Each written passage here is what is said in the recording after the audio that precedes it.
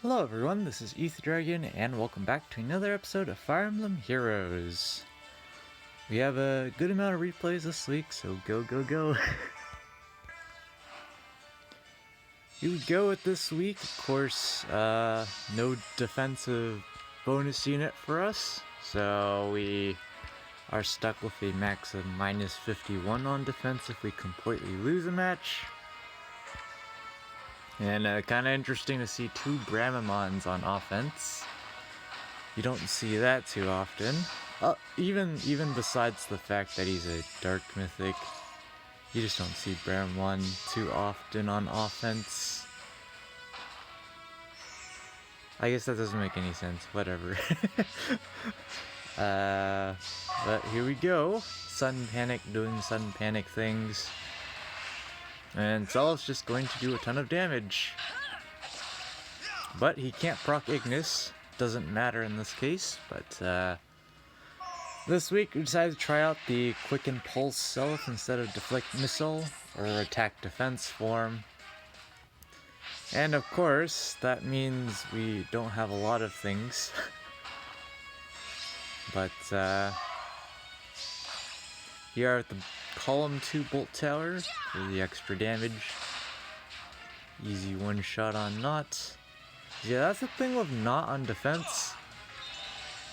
She doesn't usually get attack speed menace up if you aren't hitting end churn in her face. So she just doesn't have any speed buffs. And that's pretty critical for her to actually do things.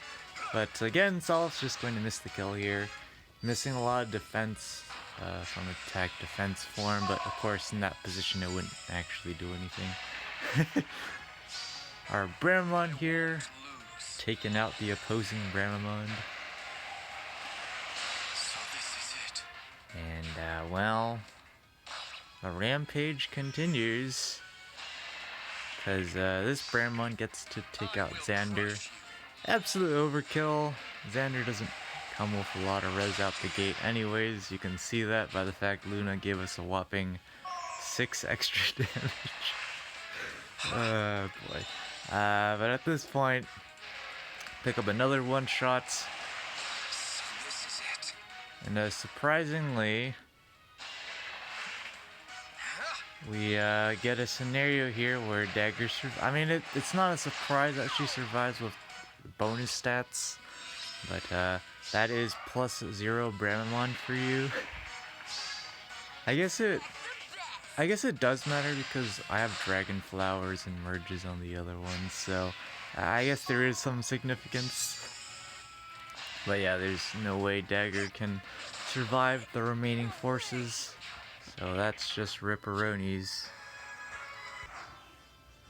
And as you might have seen already, we actually made Vaults of Heaven this week. We did get some, again, like if you watch the most recent Ether Raids offense video, the number one thing that happened was we just got straightforward matches. Not necessarily easy matches, but straightforward matches where we had a plan, we see if the plan works, and then we just go for it, you know? Pretty straightforward. We actually didn't use Bolt Tower as much as I thought we would this week. It did come in handy just to simplify damage calcs, so we wouldn't have to see how, you know, the margins we would need to pick up all sorts of kills, but from my impression this week, the one cooldown Ignis thing on Self is kind of meh. It really actually does need to be fully charged to have highest effectiveness. So I feel like we should just run something else. And double Milla on this team, so they have some hefty defense stats here. But overall, yeah, on offense, quite straightforward matches in general. And we've got a couple of calves and Not shenanigans, but none of them were hyper merged. And the hyper merged ones are the ones we struggle with the most because, well, we are competing in stats very heavily at that point. And in some of the matches we had, if they had extra merges, would have mattered, but that's how it goes. They get their column 4 bolt tower damage, so they can just take out Bramon without having to take a counter. But they just decide to hit end turn, and well, we get healing tower. I don't know if they forgot about it, but Chrom just gets to absolutely obliterate Fallen Julia here. He doesn't get to proc his special, but you know, he still gets the job done. Now Not can advance to break the usual breakable wall. Bramon has Wings of Mercy, so he can just swoop in and take out daggers. But yeah, I don't know what I think about the Wings of Mercy Bramon. It's pretty because he's not running low attack res. Well, honestly, for Seliph, probably just run something like attack defense solo or attack defense form. If I want a meme, I run attack defense solo in position, but the only value out of that is when he gets to initiate. But then he usually misses the kill anyways, so when he gets dance, attack defense solo turns off again. So it would really just be a meme. Maybe I should just go back to deflect missile. But I haven't watched all the replays yet this week, so it's been a while since we've run deflect missiles, so I kind of wonder what's gone on since then. And here, Legendary Chrom misses the kill on Brave Hector by 1 point. Feels bad, man. But Brave Hector's unable to kill because he's running Soul. And well, Chrom can just snipe down the air that's not in Brave Hector's range for 123 damage. And Bramamon gets a sweep in with Luna. So even though Sophia has a pretty solid, Halloween Sophia has a pretty decent res stat, that Luna does a lot. Which is pretty much why we run Luna. That's the only way we were able to chip down res tanks. Because actually getting a high enough attack stat is a meme. But here Ignis procs on the second hit, which is a problem, of course, because she gets the damage reduction, but still does 14, which is quite a bit. If Brave Edelgard didn't heal there, we would have picked up the kill, but I mean, she's at 10 HP anyways. Not a great spot for her to be in. And they do get bolt tower damage, so they can guarantee picking up kills. But Seliph here has Vantage, and that's kind of a small problem, especially when Ignis is ready. That's a bit of damage. Sylvia just manages to one-shot Brave Edelgard, which is fortunate for us, I guess. Seliph already had enough attack to one-shot, so clearly we need Ignis for the extra 37. And Brave Hector able to survive, of course, because Seliph's attack stat is non-existent. Especially Divine Tear being turned off pretty much completely. And but at least with Pathfinder, Bramamon can clean up Brave Hector. And that's GG. You know, I was concerned about defense this week. I figured it was going to be pretty challenging. But somehow we've been getting these kind of matches so far. Have a plus 10 Julius, his refine's pretty decent. Escutcheon Shield Pulse Hector, you definitely do not see that every day.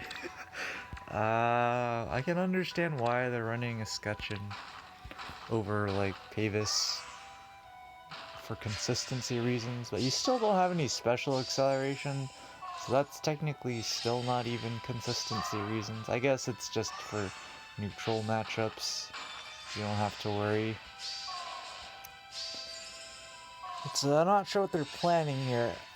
I guess to be fair, this is the problem with evaluating how your changes to your defense actually fare.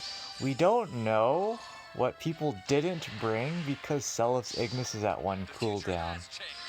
So for example, maybe someone was thinking about using like a stock Yuri to go like hit and run off of Seliph, like we've seen in some previous replays.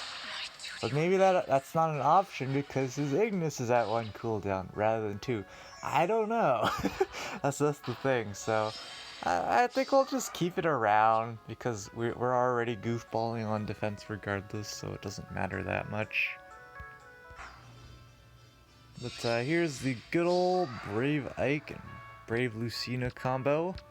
Long time no see. I wonder why. It's definitely like Brave Hector's basically becoming the new Brave Ike in my opinion. He's like good enough to take out some teams, but against the really top end stuff, really starts falling apart. It's either like you miss kills or you just get absolutely murdered because no follow up or something. Things get pretty But here Crom gets Deadeye up, and well, that means Mur isn't going to have a great time. So, rip. And then the usual follow-up. Of course, Brave Lucina has more HP than Crom's, or than... Not has more HP than... I already forgot her name. What the heck is her name? Guinevere. So he was taking out both, so he took out the one with the highest HP, like usual AI shenanigans. Well, I haven't seen this replay, but you know, no deflect missile seems like a perfect time to use dual. You see, the main thing with running quick and pulse is that you're not buffing your defense as well. So if you just stack attack, you're probably fine. And yeah, they definitely can get some attack here. Wouldn't be surprised if they just, go in turn 1 even. Just because Seliph doesn't have Ignis up yet. So they can go in for this play. Because otherwise, you know, you saw there, she wasn't two-shotting. So she's not tanking an Ignis counter. But yeah, well, he didn't have it up yet. So that's just an L for us. Maybe we do something like Steady Breath. I don't know, that just seems mean. At that point, just run Deflect Missile, but then I don't think we survive regardless. I could be wrong on that. Not actually able to quad not there, kind of interesting. But yeah, they had safe defense, which is why they go for that. They can go for that play pretty comfortably. So let's see here. We got 4 folks remaining. The most convenient thing they could probably pull is take out Crom and then corner the Bramamond. Okay, they go for the Tramp, which is not great for them.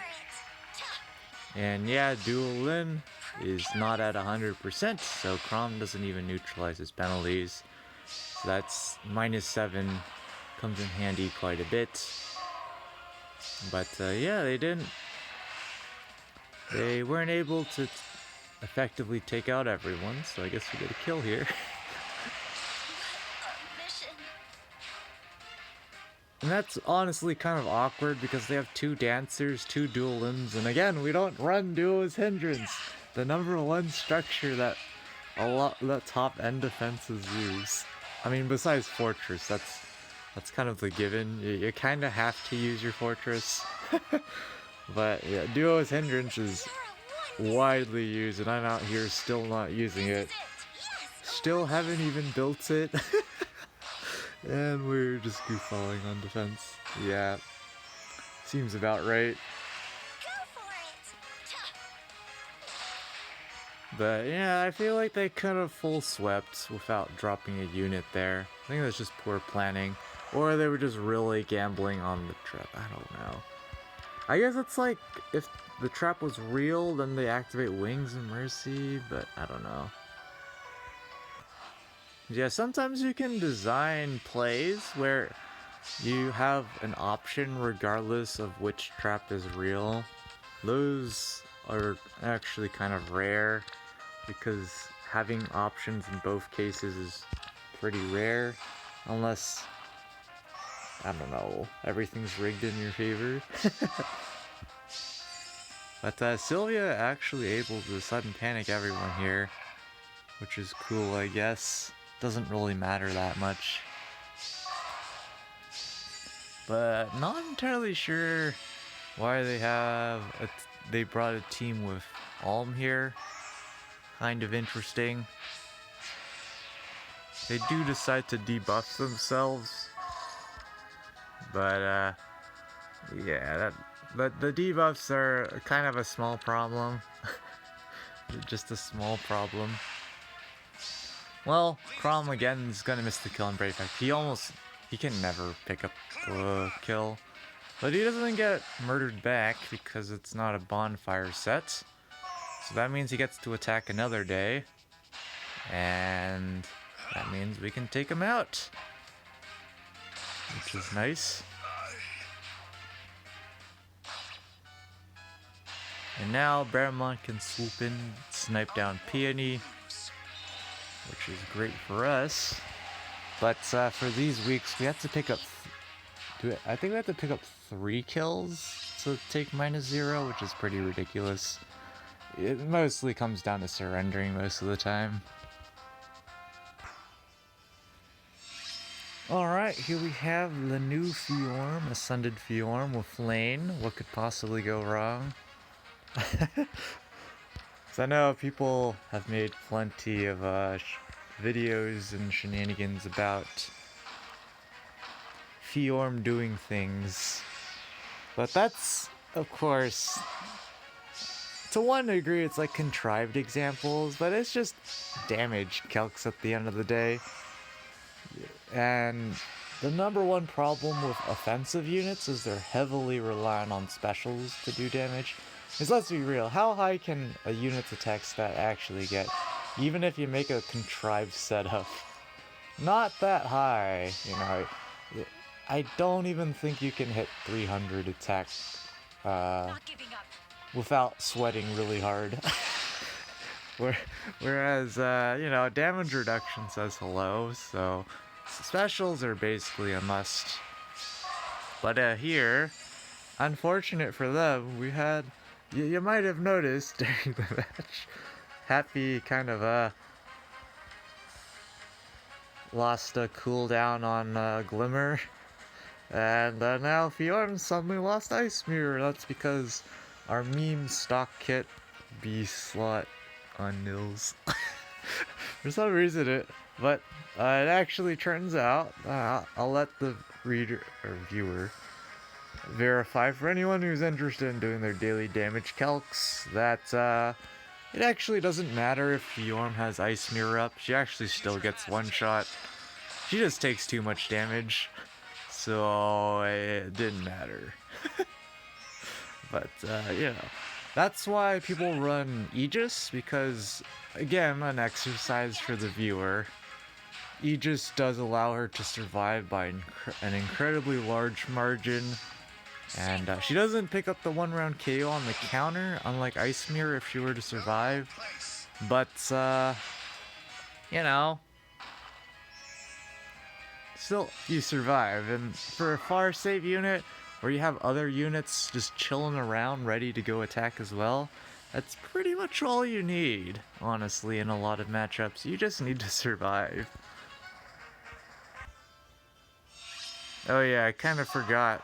You can't make it an exercise for the viewer when you didn't show Chrom's stats. All you need to know is that he was, of course, neutralizing the attack penalty. So it's 72 attack, and then, you know, attack speed push 4. Blade session wasn't active at all. It's just the +3, and then there's drive attack, whatnot. That's all you need to know. But here, wait, did we even show the units here? I don't think we did.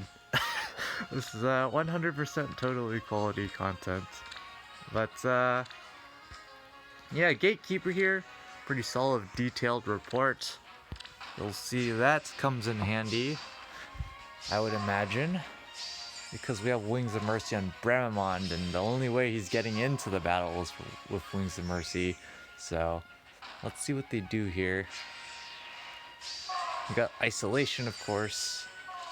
Isolation always screws this defense over.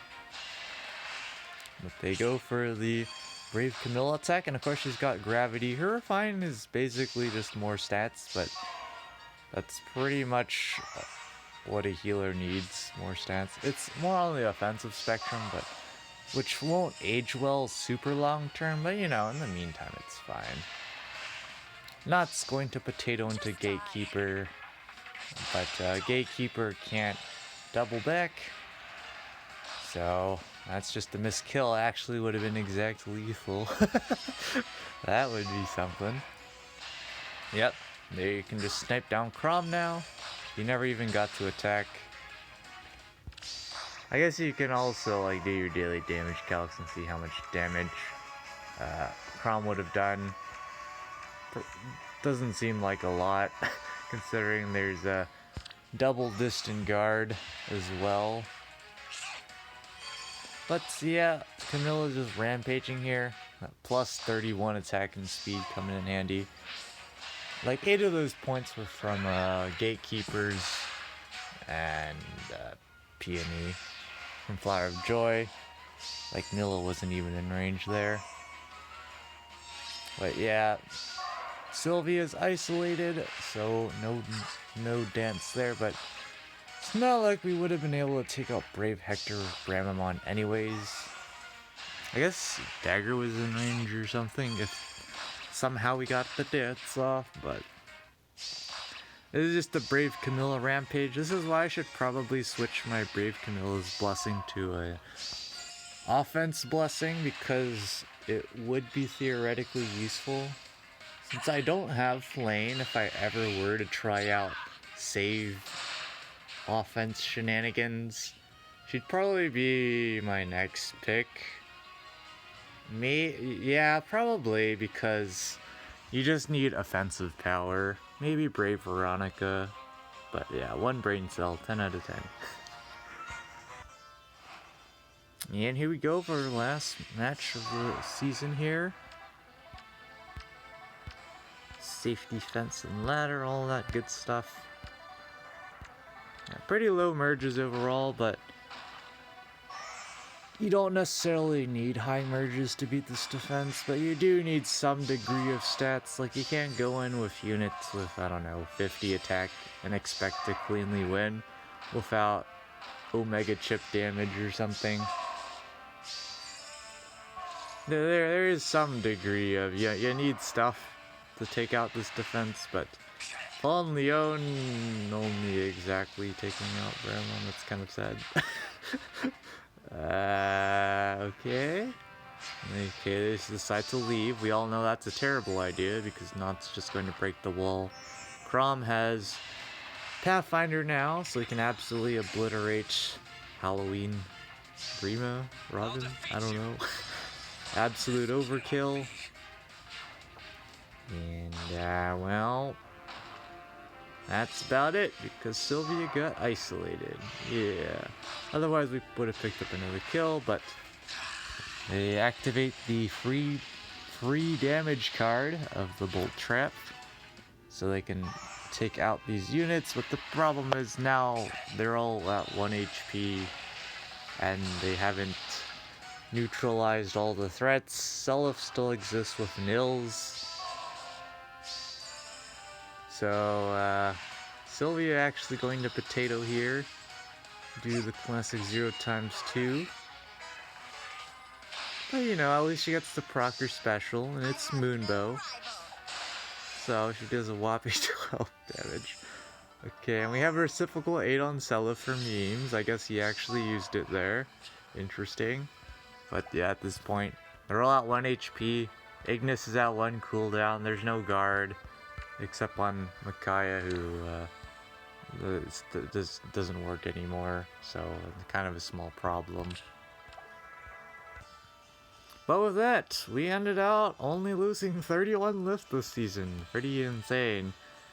I was expecting to do much worse this week, but I guess not. Matchmaker was nice to us this week, to some degree. People also sabotaging themselves to some degree. Like that minus 31 should really be a minus 51, but looks like we might even make top 3K, which is kind of surprising.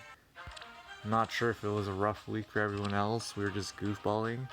Okay, the margin's pretty close. So I haven't checked it since I recorded the video, but you know, looks like we're gonna make it barely. And arena, I decided to go for 1764, and it's complete overkill. It probably indicates that 3,870 is indeed the cutoff, or it might not be the cutoff and just a crud ton of people got the same score as I did. Because actually being able to score the 764 if you're not running with like Legendary Crom and Blessings or maxed out Duo Sothis with Blessings or something like that, getting the 764 is a pretty big stretch. And well, Arena Assaults, we used another Dancer's Veil because of more goofs. Things are going well. Slowly but surely losing all of our crests, but Mjolnir Strike, looks like we're good to go to stay again in Light Major. So it's really just Dark Major, which is the suspicious major season where we might stay, we might not stay again, we'll see. We might be able to just continuously keep looping Tier 21 Mjolnir Strike in somewhat indefinitely, but yeah, there's some issues going forward that we have to work out. But anyways, we'll be back when the results drop in. And here we go. Alright, top 3K. A rare occurrence when we're not running a bonus unit, but it is possible. This week, well, we have both of you, so we'll see how that goes. It's no longer water season shenanigans, so not entirely sure what we're gonna do yet. On defense, let's see, Cav School. Okay, Cav School with Cavs' bonus seems kind of jank. That's probably gonna hurt Reagan a lot. We'll see what actually goes down. Well, we definitely can't use Byleth. We'll have to figure it out. I imagine we'll probably use just someone that we have Anima Blessed and call it a day. But, oh yeah, Odor has to be not in the 7th slot, so we do stay in Tier 21 one more week. This upcoming season, no idea if we're gonna try and stay. We're gonna have to scout out the cutoffs and stuff. That's pretty much it there. And yep, that's gonna be it for this episode. Thanks for watching. As always, this is Ether Dragon, and hope to see you all next time. Bye.